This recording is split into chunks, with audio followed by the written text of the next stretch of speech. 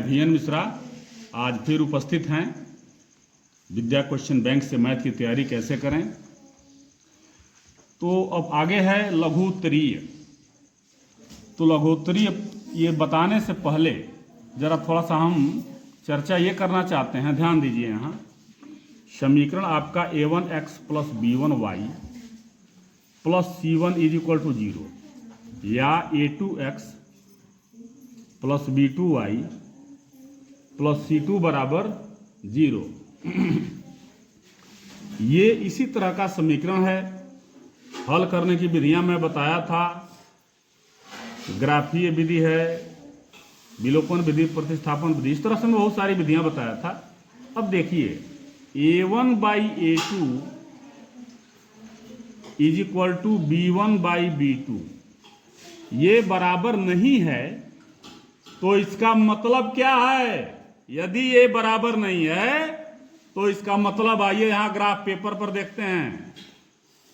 इसका मतलब ये है कि दो है तो दो लाइन है, वो एक दूसरे को काटेगा, कहीं भी काटे।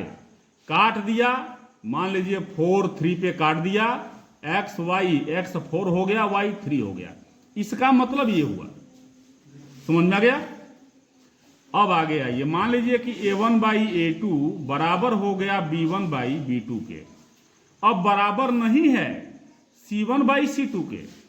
इसका मतलब हुआ इसका हल नहीं है। तो जब काटेगा नहीं, जब तक काटेगा नहीं तब तक हल होगा नहीं। फिर यहां एक छोटा सा फिगर बनाते हैं।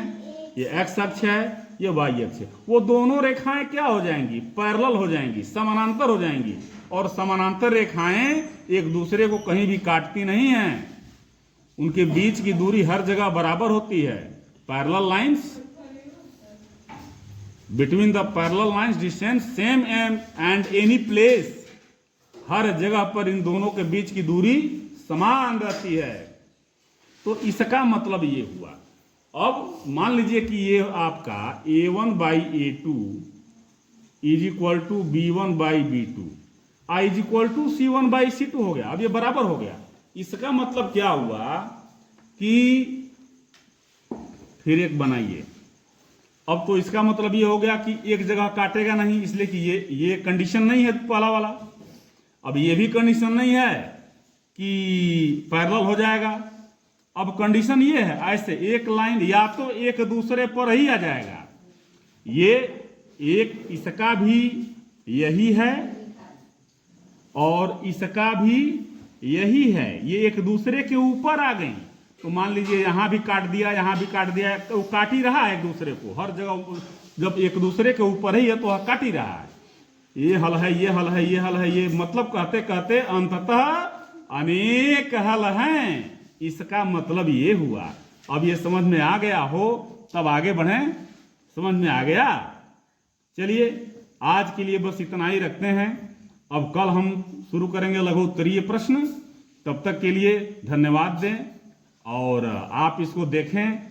ये इसका और इसका तीनों कंडीशन का क्या मतलब हुआ ये मैंने आपको बता दिया 3 फिगर बना के। एक बार फिर बता देते हैं। जब तक काटे नहीं तब तक हल होगा नहीं, और जब समानांतर हो गया तो कहीं काटेगा नहीं, इसलिए कोई भी हल होगा नहीं।